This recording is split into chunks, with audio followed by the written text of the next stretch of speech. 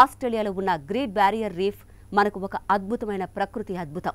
కానీ ఇప్పుడు అది క్షీణించిన జీవన చిహ్నంగా మారింది. అది తిరిగి పూర్వస్థితికి రావడం చాలా కష్టం. సముద్రం చల్లబడినా కూడా ఈ పర్వతాలు మళ్లీ జీవం పొందే అవకాశం చాలా తక్కువ. మరోవైపు భూమిపై జరిగే ప్రతి మార్పుతో మరొక దానికి సంబంధం ఉంటుంది. ఒకచోట మార్పు మొదలైతే అది ఇంకో చోట ప్రభావం చూపిస్తుంది. కోరల్ రీఫ్స్ చనిపోతే సముద్రంలోని జీవ వ్యవస్థ దెబ్బతింటుంది. అదే సమయంలో భూమి మీద మరో ప్రమాదం కూడా దగ్గర పడుతోంది. అమెజాన్ అరణ్యాలు ఇప్పుడు తమ ఉష్ణమండల సరిహద్దుకు చేరుకున్నాయి. వేడి పెరిగితే వర్షాలు తగ్గిపోతే ఈ పచ్చని అరణ్యం మైదానంగా మారే ప్రమాదం ఉంది. అటు మంచు పర్వతాలు కూడా నెమ్మదిగా కరిగిపోతున్నాయి. గ్రీన్లాండ్, అంటార్కిటికా ప్రాంతాల్లో మంచు కరుగుతూ సముద్ర మట్టం పెరుగుతోంది. ఈ మార్పు ఆగకపోతే రాబోయే దశాబ్దాల్లో సముద్రాలు తీర ప్రాంత పట్టణాలను ముంచివేయవచ్చు. సముద్రాల లోతుల్లో మరో మార్పు దాగి ఉంది. అది అట్లాంటిక్ సముద్రంలో ఉండే నీటి ప్రవాహ వ్యవస్థ.